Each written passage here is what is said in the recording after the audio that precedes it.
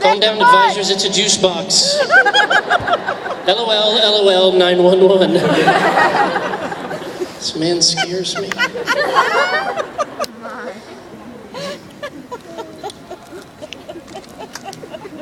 I like it when people talk to their pets. It's very funny to me, like no one talks to their pet in a normal voice.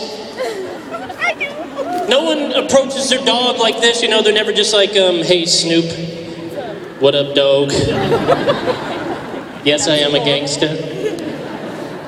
Laughter, this guy's so white. No one ever does that, right? Because they're always like high pitch and like, Ricola.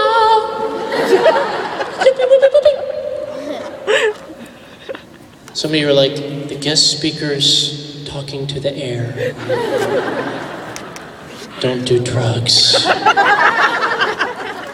there a hotline we can call? So sad. I'm curious, how many of you have seen me speak before? Raise your hands. Handful of you. For those of you that have seen me speak, you're probably familiar with this, but about 2 years ago, I think roughly 2 years ago, I decided to form a secret society.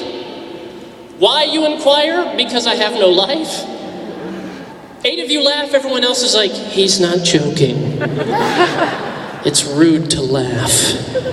That's really sad. I'd like to invite you to join said secret society so you can confuse your friends that are not awesome enough to be here at this conference. This is what you do. About twice a day, you want to use this sparingly and with discipline. About twice a day, I would like to invite you to end one of your random sentences with the phrase, and a goat. Yes. Let me demonstrate. You see a beautiful girl. You wish to ask her out. You inquire like this, hey gorgeous. Go out with me, pause, and a goat. Do not get excited, she will say no. Gentlemen, look at me, let's have a little heart to heart. If a woman denies you, fear not. Xbox will never deny you.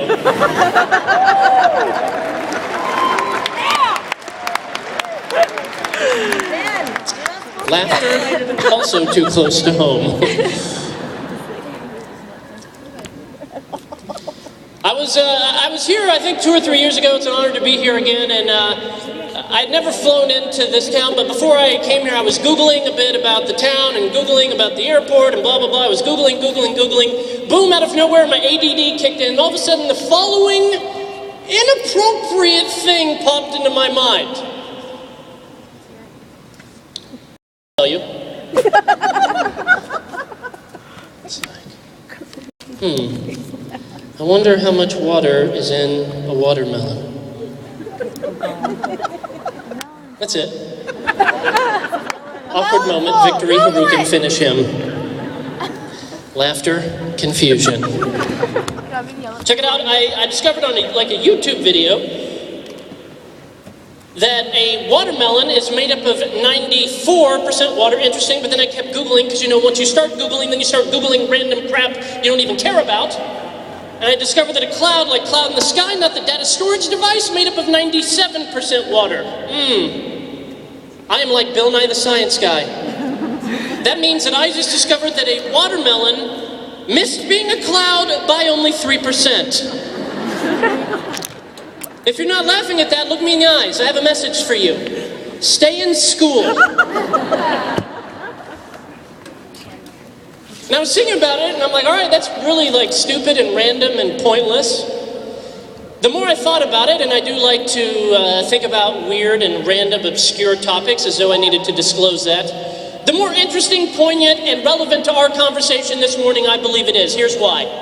Not really a big difference between those two water-wise, was there? Obviously, no, you're not stupid. But in the end, that 3% difference made for an entirely different end result. Made for an entirely different end product. Check it out, 3% difference in what went into it, but entirely different end result, end product. What's my point? I'd have one, it's this. I believe for those of us in this room, as leaders of our peers, of our schools, of our communities, we have that same option. As odd as it sounds, we have that option to be average or to be above average, and honestly, there is not a big difference between these two. A lot of people like to get snooty about leadership and say, oh, being influential is only for the select few. You're not really a leader. Truth is, it's that 3% difference that makes a big difference. It goes into your influence as a leader. Those little things that most of us aren't willing to do, that if you could do a handful of them, makes an enormous difference. Listen to me very carefully. You don't have to have 7 habits. You don't have to work 10 times harder. You don't have to be 10 times smarter. Here's the good news about leadership. The only prerequisite to leadership is this. You don't have to be perfect. You only have to be willing. That is it. To be a leader, you do not have to be perfect. You have to be willing.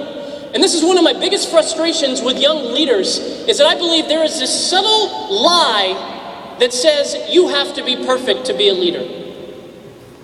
It is a complete